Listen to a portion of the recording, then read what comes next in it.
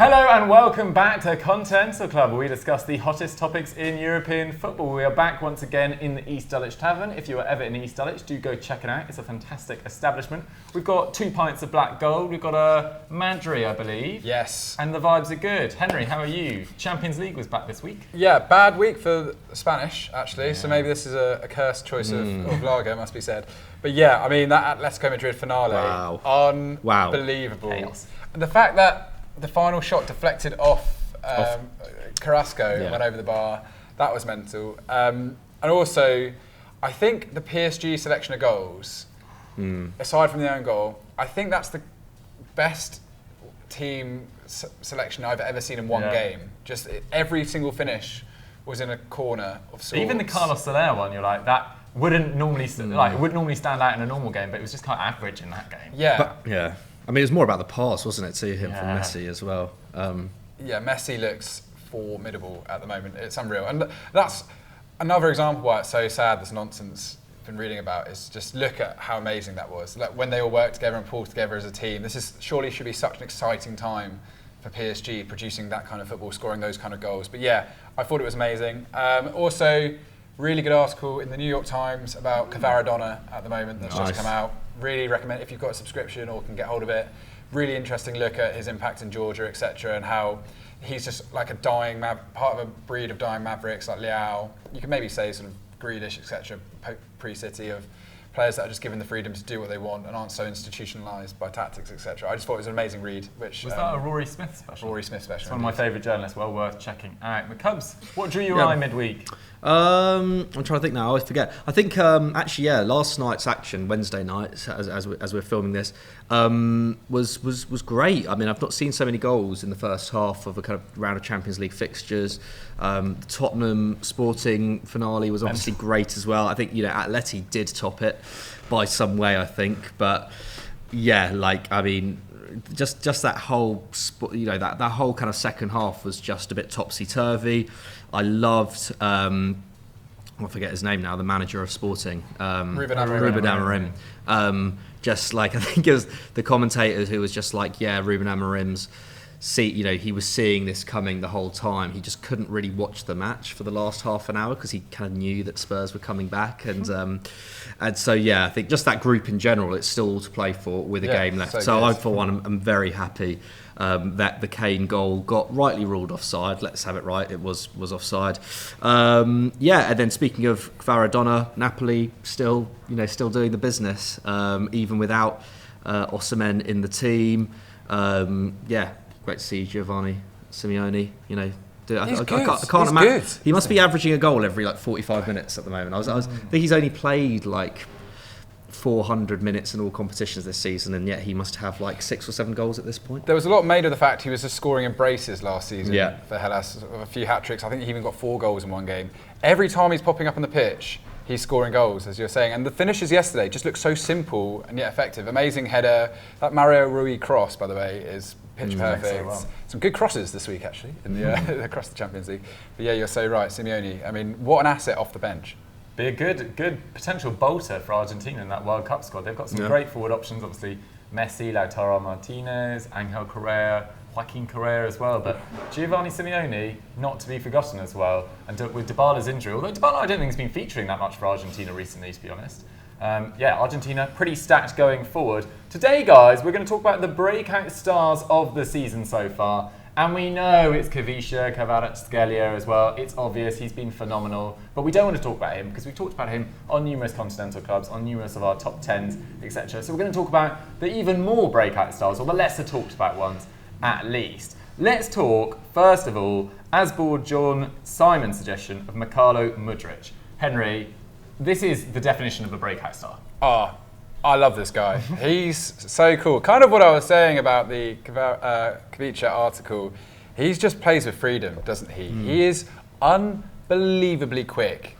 He's sort of come from nowhere. I think he played a few games last season. I mean, only scored 2 goals prior in his career for Shakhtar, but he's 21 years old.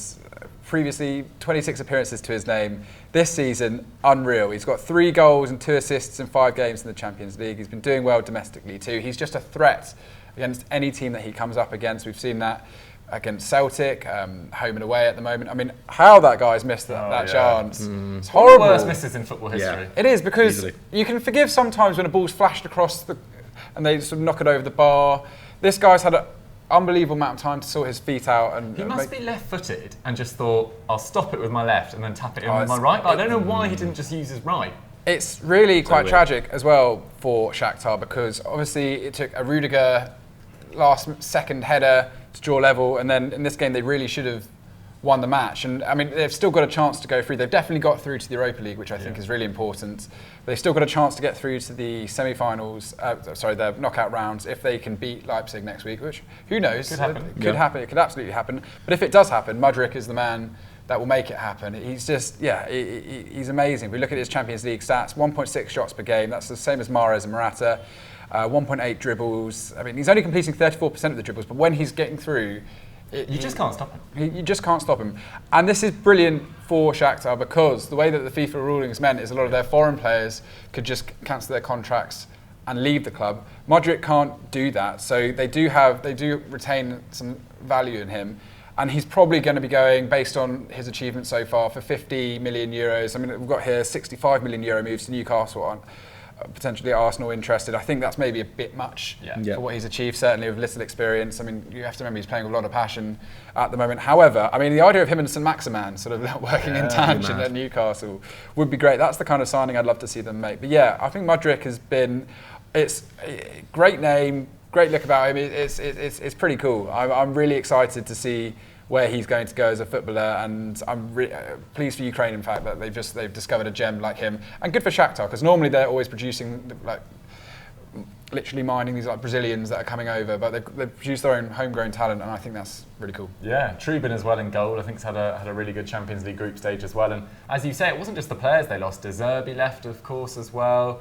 And to be in with the shout of qualifying for the last 16 at the final group game, fair play to them, because that is a really difficult group as well. Yeah. Like Leipzig, did very well in the Champions League. What was it, 2020? Real Madrid. They usually get through as well. Yeah. They're always pretty strong in the group. And Real Madrid, 14-time champions, reigning holders, and they just haven't looked, outclassed in any of their games. So fair play to them. But Cubs, let's move on to Saturnian's 13 suggestion of Kim Min Jae. I mean, we've talked about his teammate Kavisha. We've talked about Anguissa in previous weeks, but this guy as well. No one really knew about him before this season. Yeah, no, I mean, he'd been playing for Beijing Guoan in the Chinese Super League for 3 years. He'd been in the K-League before that, obviously, as South Korea is where he's from. I think he'd won the Young Player of the Year award there twice.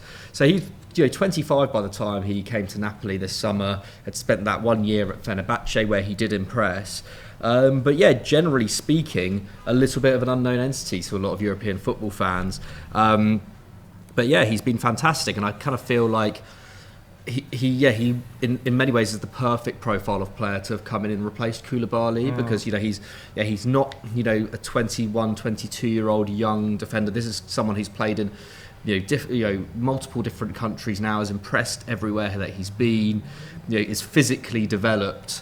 And kind of knows his game. He started all but one of Napoli's 11 games in the league this term. He's formed a really solid partnership with Rahmani. Obviously, we talk a lot about Napoli's attack this season, and it has been amazing, but their defence has also backed that up. I think they're fourth in Italy for goals conceded. I think they've only conceded 9 so far, which, considering the kind of expansive style of football that they play, is really impressive, especially given that they lost such a commanding figure in the summer.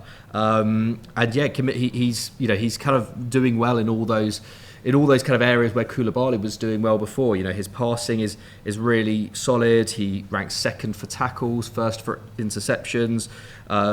He's quite involved in the final third as well. He's an aerial threat.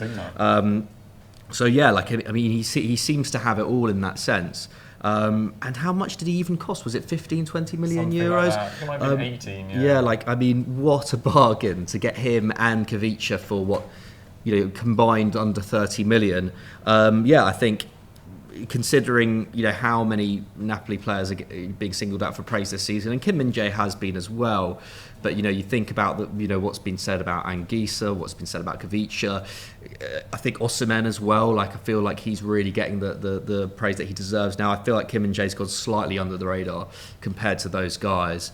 And yeah, I think it's only a matter of time until we see 50, 60 million euro links to other clubs come about. Yeah, absolutely. I mean, George put it in the Football Daily group today, and George doesn't tend to post transfer rumours, etc., unless they are tier 1 or whatever his Reddit terms are. And he says that Kim Min Jae's got a 45 million euro release. Okay, which so a bit lower. So a bit lower than before. I do just think that the spirit around Napoli is going to keep a lot of players. For sure. I think you're too much of a romantic, Henry, I think. I was reading about what Kavica Cavaradonna's dad was saying. Kavica Cavaradonna. Just let that pass. He was saying that the atmosphere Spalletti's created, everyone wants to stay there because they're all talking about new contracts, etc. And a lot of them aren't worried about it at the moment. That's not what they're just worried about is seeing this amazing season, keeping it going anyway. So yeah, I do think that there's something. It's going to be hard to replicate the emotions and feelings they get at that kind of passionate club elsewhere, even with additional money. Yeah, for sure. Right, we've done Italy and we've done, who was our first one? Oh, we did a Ukrainian player, of course, Mudryk. Let's go over to Ligue 1 for our next one. And again, proper breakout star this in Branco Van Den Boomen. This was suggested by Jack J. Collins as well. He's the Toulouse midfielder. He's 27 years old. And he has had a really strange career, very little top-level experience in any league. I think he had a season with Herenveen. He then went on loan to Willem 2 or Willem II. I never really know how you pronounce that. Willem II, I think Willem it is. II, Yeah. that makes more sense. They are Dutch after all. Anyway, he's at Toulouse. This is his third year at Toulouse. Last year, crucial to their Ligue 2 promotion. I think he got 21 league assists in Ligue 2, which is absolutely mental. And Toulouse were actually not that far ahead of Ajaccio, who they went up with, but they scored, I think Ajaccio scored close to a goal a game, whereas Toulouse was so entertaining going forward in comparison. And Van der Boomen was a massive part of that, for sure. He was directly involved in 40% of their goals last year, which is sort of Benzema levels at Real Madrid last year as well. And he started pretty well in Ligue 1 as well. He's got 1 goal and 4 assists in 12 Ligue 1 games. I saw a snippet of an interview with him, and he said, in terms of passing, I am one of the best passers in Europe. Other parts of my game aren't up there, but I am an unbelievable passer. And I was like, fair enough. Rate yourself. Everyone's got their own USP, and his is his passing game. And he plays in a deeper role. He's not that sort of number 10, you think, because his tackles are actually quite high as well. He plays in a deeper role, and he can just spread play really effectively. And has a great range of passing as well. He takes set pieces. He's a real threat from corners, from free kicks, of course. So Van den Boomen, really worth watching for sure. I mean, I haven't watched Toulouse a lot this year at all, but I'm going to try and catch a bit of this guy. He's actually a free agent next summer as well, so I'm sure he will be featuring in a few FD videos around January time when we're always talking about, the free agent that could save your club or whatever. Van den Boomen, apparently he's got interest from Germany, Spain, England, etc. So I'm sure he won't be at Toulouse for long. Henry, let's stay in France now. And at Mina Football, friend of the channel, suggested Castello Lukeba.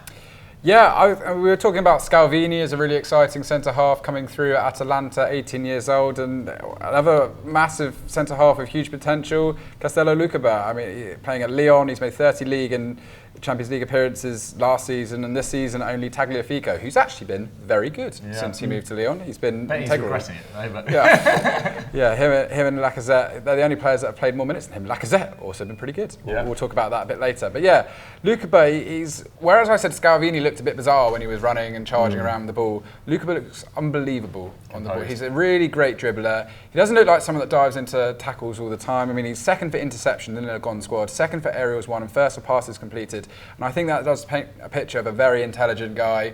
He knows where to be in the pitch. He knows the moments to sort of strike almost in a defensive sense. And yeah, from what I've seen of him, I mean, it's been a tough season for Lyon, but they got Le Pennon coming through at central midfield.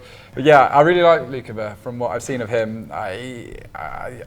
Listen, being a French footballer is really hard because there's just so much competition for space everywhere. But good luck to him. I think hopefully Lyon can hold on to him for a bit and keep developing because he's only 19. Just quickly, I saw in the comments there were loads of Benfica players mentioned, and I think it is fair enough. I think Gonzalo Ramos, I really respect the fact he stayed there. Yeah, he's been great. Enzo Fernandez, I think he came from River Plate this year. Antonio Silva as well. Antonio Silva, Florentino and Enzo Fernandez at that central defensive midfield role. I mean, Florentino Luis back at it, Yeah, well, we were talking about he's been on loan at Monaco and he went somewhere before that, forgive me. But yeah, this was the season that he was given his opportunity and he's really stepping up to the plate.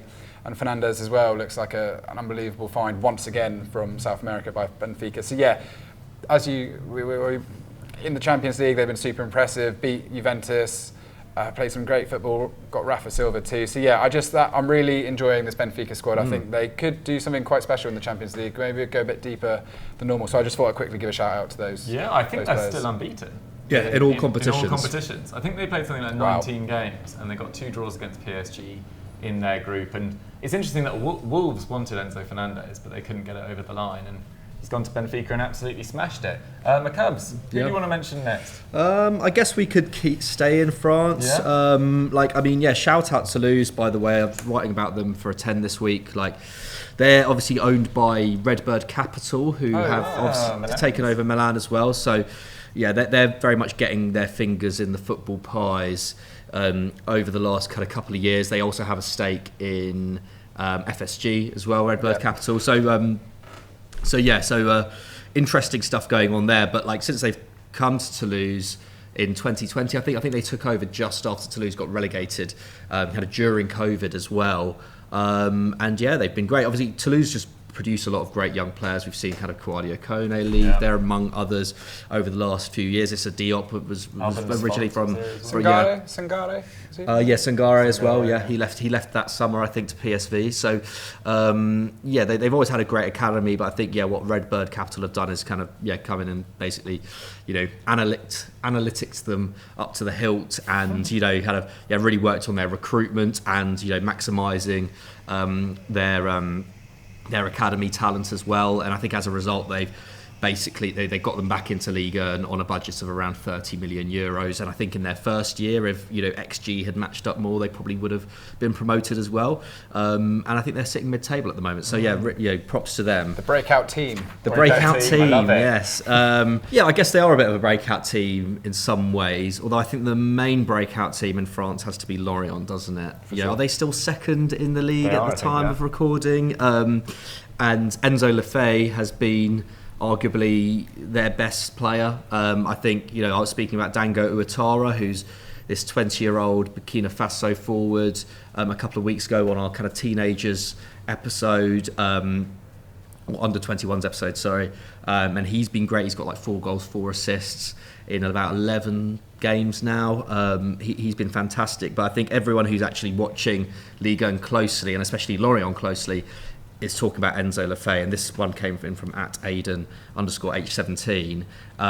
He's 22 years old. He's actually, say he's a breakout star. He's actually had 2.5 very solid seasons at Lorient. I think he got 5 assists 2 years ago when he was only 20 years old. Last season, I think he got something like 2 goals, 3 assists. This year, 2 goals and 1 assist in 12 games. But that's, there's a lot more to his game than that. He's very much an all-round midfielder. I've seen comparisons with Marco Verratti. He's very good at breaking the lines. He's a great passer, but also great on the ball.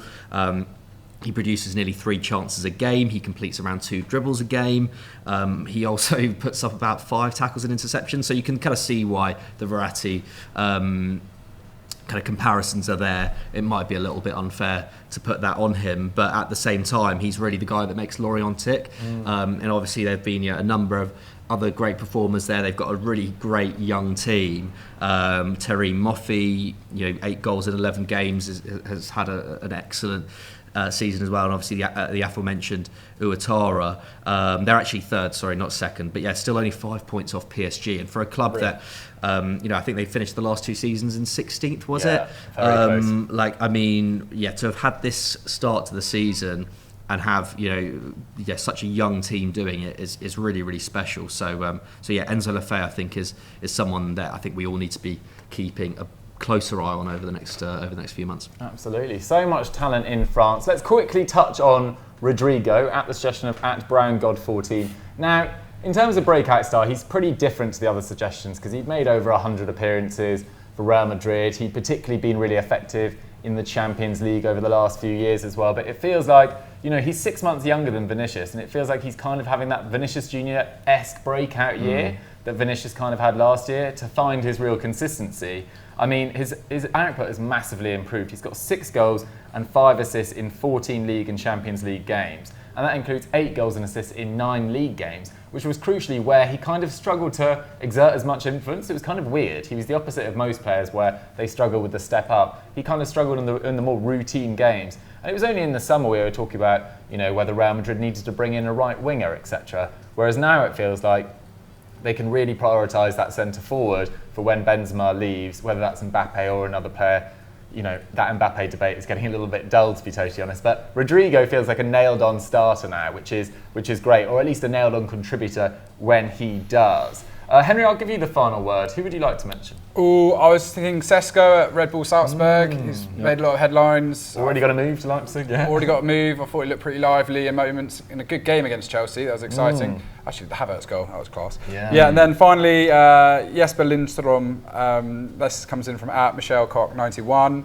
I think I asked you about him the other day when you were watching Eintracht against Tottenham. To give me a little kind of it just wasn't a great performance from Eintracht that night, annoyingly. I hate to see it. Yeah, I hate to hear I think they've been excellent otherwise, haven't they, in the last month? So. Yeah, absolutely. And Lindstrom's been a good part of that. Obviously, Kolo Muani, he's been amazing since he's gone there, but he, to be fair, was exceptional for Nantes last year. So, I mean, to be expected in some senses. But yeah, Lindstrom, he's got 5 goals in 10 Bundesliga games. That's from 8 starts. That's so good. He can play as a 10 off the left and the right. He's so versatile. He's really quick. He's an absolutely rapid player.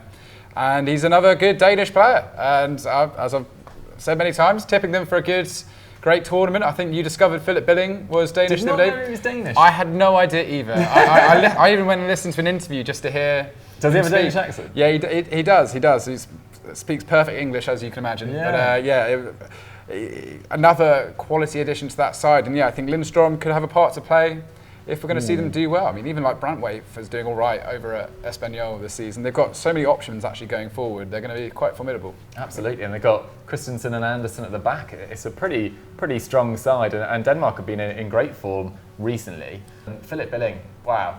He's actually performed pretty well for Bournemouth, to be fair. Been the architect of the Gary O'Neill revival. Guys, let us know about your breakout stars of the season so far. I think we gave you loads to choose from. Let us know your favourites in the comments down below. And let's move on to our big match predictions. Right, it's time for big match predictions. Let's review, as we always do, last week's action. So Hoffenheim versus Bayern. I went 3-0 to Bayern. McCubbs went 1-1. Henry went 2-1 to Bayern. Finished 2-0. So 1 point to myself and to Henry. Roma versus Napoli. Henry went with a draw. McCubbs went 3-1 to Napoli. I went 2-1 to Napoli. It finished 1-0, so 1 point to Doogie and McCubbs. Barcelona Athletic Club. I went 1-0 Barca. McCubbs went 2-0 Barca. Henry went 3-2. It finished 4-0 Barca. All wrong. Yep. Did not see that coming. 1 point to all of us. That means the scores are as follows. They are on screen right now. 25 to me, 16 to Henry, and 10 to McCubbs. Double figures. All to play for. All to play for. I feel like a couple of perfect scores, and it really could shake it up. Mainly from you guys. Right, let's kick off with our first game. Eintracht Frankfurt versus Dortmund, Saturday 5:30 p.m. 4th versus 5th. There is 1 point between them. McCubbs, it's been kind of nice seeing Eintracht actually get it together in the Bundesliga. Yeah, because like last time they were pretty off it, weren't they? Obviously, a great Europa League campaign, but yeah, like Henry was saying, Muani's been great, Lindstrom's been great. I've always loved Daichi Kamada as well. 6 goals and 2 assists for him in the league this term. It's a really fun front three, that, isn't it? Muani is, he's a great dribbler as well. He creates a load of chances. So yeah, this Eintracht team are really, really fun. But I don't know. This game's really hard to tell because they're both teams that kind of have wildly inconsistent form. Like Eintracht Bundesliga teams. Yeah, I feel like Eintracht are either thrashing teams or like having disappointing defeats. They obviously beaten Leipzig 4-0, Leverkusen 5-1, Gladbach 3-1. Recently, obviously beat Union Berlin, one of only 2 teams to have beaten them this season. They're in really good form. Do you want me to give my prediction now? Yeah, sure. God. I'll go. I think there's going to be goals in this. I think I will say, I'll go 3-2 Dortmund. I think really? I'll go 3-2 Dortmund. Really? Yeah, I just think Yeah, unless Dortmund have any crazy injuries, I think they've just about got a bit more. Yeah, fair enough. It's nothing crazy with these two teams. Generally, they do score a lot of goals. Henri? I mean, if you want to know about the Dortmund injury list, I can tell you. Haller, Dahoud, Bino Gittins, Royce, Marlon, Meunier. Okay. It's quite a lot. But they've all been out for a while. Yeah, that's true. But Moukokko's just in great form though, isn't he? I was back into Adeyemi was great against City as well. He looked really good, didn't he? I mean, that was a good performance by them. I think if Moukokko just managed to tuck away the sort of clear-cut chance, they'd have been in. But yes, I mean, kind of what McCubs is saying, really, I mean, listen to these set of results. Their last 4 matches, Dortmund's, 3-2 loss to Köln, 2-2 with Bayern, 2-0 loss to Union, and a 5-0 drumming of Stuttgart. I mean, you can't really make it up. It's impossible to call. I'm going to go for an Eintracht victory here. I'm going to give it to them. Do I go 3-1? I'm going to go for a 3-1 Eintracht victory. I just think the home advantage, evening kickoff, is going to help them. But it's who knows? It's really hard to call this one. I just think that they've got a more settled forward line at the moment, which is capable of scoring goals. Yeah, absolutely. And they'll have an extra. Dortmund will have an extra day's rest because they played on Tuesday, didn't they? But yeah, I really enjoyed that performance against Man City. I know they were slightly fortuitous in that Mahrez's penalty was saved. Great work from Gregor Kobel on that, by the way, as well. After that, Emre Can head loss, as always. I feel like I've spent the last 10 years watching Emre Can just do away a lot of good work with just very stupid moments. But Eintracht, Daichi Kamada got a goal in midweek as well against Marseille, backing out that one he got against Spurs earlier in the Champions League. I'm actually weirdly thinking a 1-1 draw, but a highly entertaining 1-1 draw. Yeah, I'm going to stick with that. Right, let's move on to Lyon versus Lille. Sunday night, 7:45 p.m, 8th versus 6th. There are 5 points between them. Henry, you can kick us off on this one. What do you think? Laurent Blanc. He's back, finally back in the management game. That is unbelievable. He's been stewing away, waiting for his moment. He's been earning his cash. Like a beef bourguignon. He's just been waiting for his time to strike. I mean, listen, I actually feel slightly sorry for him. I'm surprised that a team didn't really go in for him of sorts, but he's been obviously waiting for the right project. And Lyon are in need of a bit of discipline and back to basics really, because Peter Bosch, for all his great ideas, I do think Peter Bosch has some great ideas. I'm just not sure how sustainable it is in a very tough division sometimes. I think nuts. It's and the fact that if you look at his record, the amount of games that he's lasted at each club is kind of testament to the fact that it's just difficult to coach those methods. But anyway, not enough on Peter Bosch. Blanc's first 2 games for Lyon, a 3-2 loss to Rennes. Not bad. Rennes are a good side. It's been so consistent in the last few years. And then a 2-1 victory over Montpellier, which is decent. The big change he's made is bringing Houssam Aouar back into the side. First appearance since August. He scored against Montpellier. Blanc switched the side to a 3-4-1-2 from a 4-3-3 or 4-2-3-1. So a bit more trying to shore up the defence first. Quite clearly what they're doing there. But they've still got some great players, Lyon. It's so confusing that they're 7 points off the top 4 at the moment. Lacazette, as I was saying, has been really positive since he's gone there. I think Toliso's played okay in moments in midfield. They've got a good squad. They just need to hit some consistency. I think Moussa Dembele on his continuous roller coaster is now sort of down again. It's not great. It's a tricky one, this one. Lille looked really good in that 4-3 thriller last week, didn't they? So I'm probably going to back Lille for a victory here. I'm going to go for a 2-1 victory to Lille. Okay, bad news for Mr. Laurent Blanc. Yes. Because, as Henry mentions there, Lille have sort of been the great entertainers. You kind of want to switch on a Lille game if you're going to switch on anyone in Liga. Yeah, absolutely. And it's such a far cry from the days of, even Christophe Galtier. I know he was very successful there, but, it was a very defensive Lille side and functional Lille side. And we're a little bit over-reliant on their attackers kind of outperforming themselves as well. It was, lots of different kind of things marrying together there, but they sold so much talent in the summer. Lille kind of had to, didn't they? And a lot of defensive talent as well. And to be fair, that Monaco game, I think they were without Jose Font and Benjamin Andre as well. So, it was inevitable. I say it was inevitable they were going to give away goals, but they were all mistakes. They were all really bad mistakes. Font's backup though got a goal though. What's his name again? I can't remember. His new backup centre back. Anyway, he actually performed quite well in that game. Yeah, so maybe I'm putting too much importance on that, but nevertheless, the majority of the goals they gave away were silly mistakes. Suckable. But at the same time, you know, they've conceded 21 this season, but they've also scored 25, which I was looking at this the other day. They're running at, I think, they're running at over 2 goals a game, which I don't think they've ever done across a season, like ever, pretty much. I think even when they had like Hazard and Gervinho and Dimitri Payet in that great kind of 2010-11 team, Joe Cole as well, shout out. They weren't even scoring at that rate either. So this is a really fun Lille team. Obviously, Jonathan David's having the season of his life. Remy Cabella has been fantastic. Yeah, 3 goals, 4 assists in just 6 Ligue 1 games. So he's put him in worst signings of the summer. There you go. As well. Oh, don't worry. I said Andres Pereira was a terrible signing, so you know, I'm joining you in there. So he's in great form too. I'm with Henry. I think Lille have got this.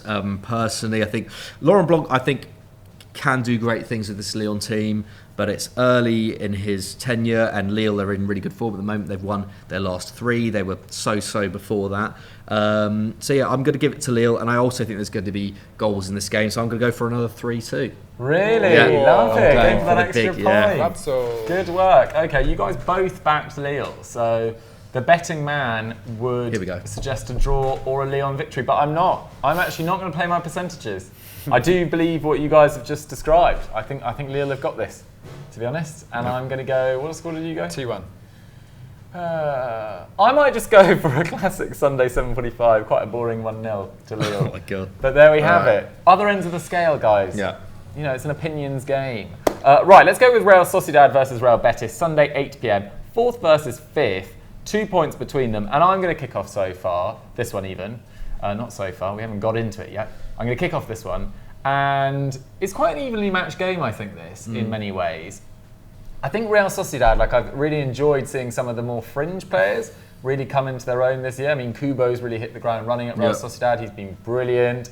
And then for Betis, you're looking at Borja Iglesias is having a really good year. There's not that many goals around the rest of the park, though, for Betis. Whereas Real Sociedad maybe have a few more contributors. And they've still got Henry's favourite. I think it's Henry who really likes him. Mykhaylo Mudryk in the middle of the park. Yeah. Brilliant player. In this game, I'm going to back Sociedad, I think. Yeah, I'm going to go Sociedad with a 3-1 victory over Real Betis. Ooh, okay. Cubs, what do you think? I might just go with Sociedad for home advantage. I don't think there's an awful lot to choose between these two teams, is there? But equally, I don't know if there's going to be... maybe it's just because the other 2 games have gone crazy for the goals. I think I might just go 1-0 Sociedad. Fair enough. Yeah. Ori? Yeah, I mean, it's funny, they paid out for William Jose in the summer and he's kind of got 0 goals this season. I feel sorry for them in that regard, Real Betis. But yeah, they're not on a great run of form, are they? It's not looking good, but they only lost 2-1 last weekend. I'm going to do you, actually, Doogie. I'm going to play the percentages and go for a draw, even though I think Sociedad are going to win. So I do like them going forward. I'll go for a 1-1 draw, but yeah, I'm sure Sociedad will pull through. That's that winning mentality coming through in you. It's great to see. Really great to see. Guys, what are your predictions for those 3 games? Some interesting games, not necessarily the biggest names in there, but it's nice to just not always talking about PSG and Real Madrid. Some more niche names in there. Guys, get your predictions for those in the comments down below. And that's all we've got time for on Continental Club for this week. I hope you guys enjoyed our discussion about breakout stars, those big match predictions that we just did. McCubs, what should they go and watch now? We put out a scout report yesterday on Liverpool, how to reinvent Klopp's Liverpool. Which is interesting. I think Henry's great tactical work. I think you put that in there. Didn't you call for Klopp to be beheaded or something? Go and check that out. And I can't remember the last EFD explained, but it was really good because I watched it the other day. But Napoli one? Yeah, the Napoli one, which is another Henry special as well. Yeah, go and check that out. Because that hasn't got as much love as we'd have liked it to, actually. Considering Napoli are great, and it's a great video. So go and check that out. Nice. Henry?